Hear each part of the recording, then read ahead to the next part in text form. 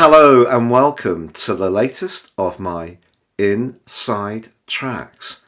Today I'm going to explore the epiphyseal angle between Venus, the planet of love, relating, but also of self-worth and everyday money, with Uranus, the planet of surprises, change, but also disruption.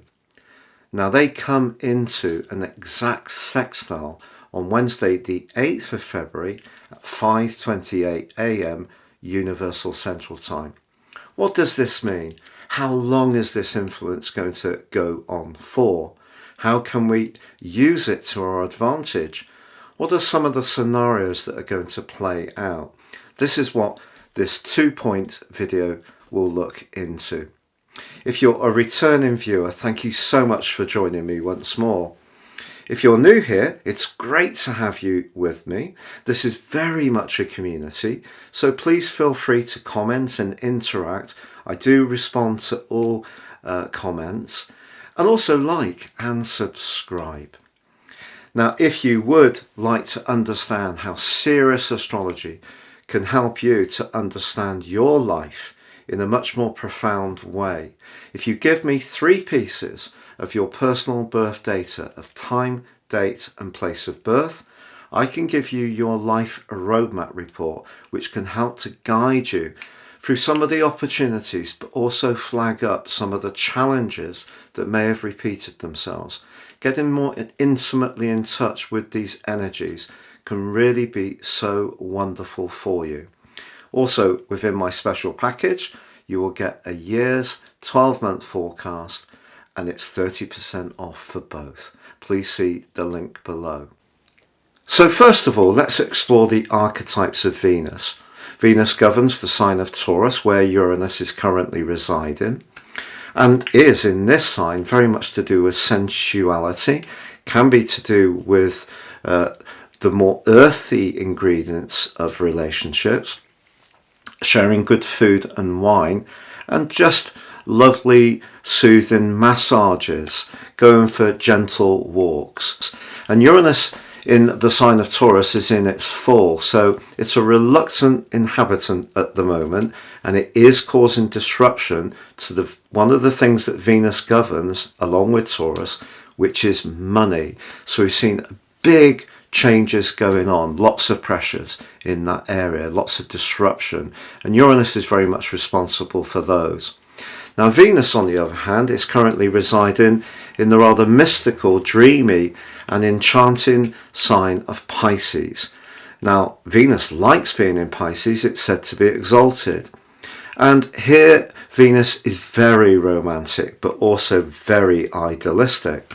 So when we get Venus and Uranus forging a 60-degree sextile, as we do on Wednesday, but the influence of this particular event lasts from Monday through to Friday of this week, it just peaks on Wednesday, it's pushing us in existing relationships or in our approach to our existing finances to look at things in a fresh way. The innovation of Uranus working with the understanding of finance of Venus. But also, in any relationship, be it a romantic tie or a friendship, even within our family life, things can get a little bit predictable.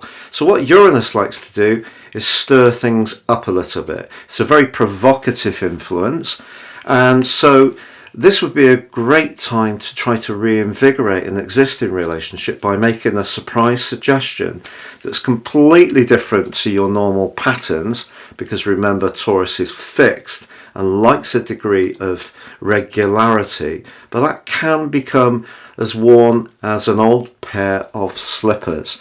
So all relationships need to be reinvigorated. So if you suggest doing something to a partner or a friend that's fresh and unexpected, they will be delighted.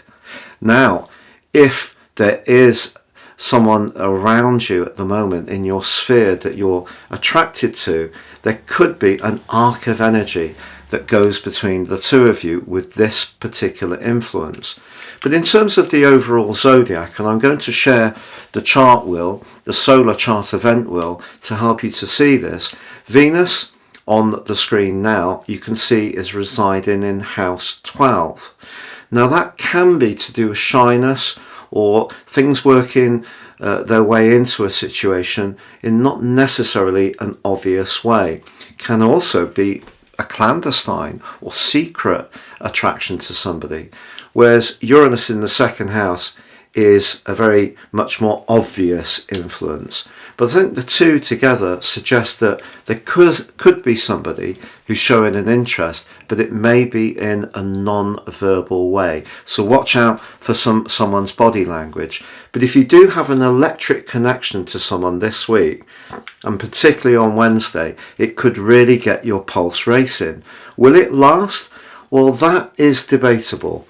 Let's go back to that big wheel again, because you can see where the midpoint between Venus and Mars is. So this is, if you like, the union of the yin and yang of relating. So the lust of Mars and the more receptive and diplomatic energies of Venus. And that puts it late in Aries. In fact, so late, it's in a square with the rather powerful energies of Pluto. So if you do meet someone at this time, I think some kind of draw could be quite very strong and mesmeric, but whether this person would necessarily be the right person for you or you the right person for they is another matter. But somehow or another, that person, I feel, will have a powerful impact. But whether it's sustainable, that's another matter, because the energy of Uranus is lightning quick.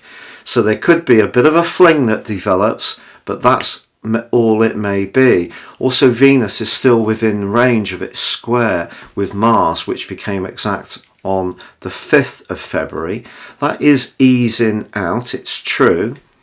In a more positive way, if you did meet somebody and you felt that there was some kind of genuine kinship, the fact that Juno is conjunct with Chiron. Juno is very much about where we may want to invest in a more serious commitment. Chiron's very much about healing.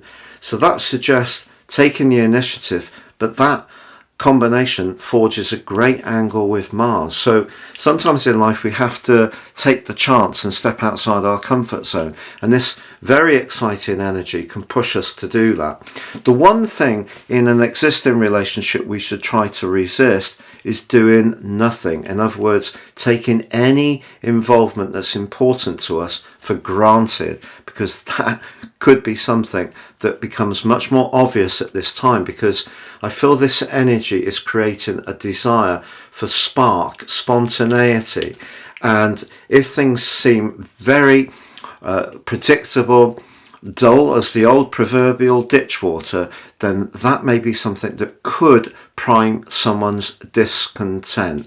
So a great time to become much more conscious of what we give and get, the needs of a partner, but also surprising people. Perhaps doing something that's completely left field will bring a real sense of excitement and freshness to all sorts of involvements. Thank you so much for joining me. Please do like, comment or subscribe. Take care and goodbye.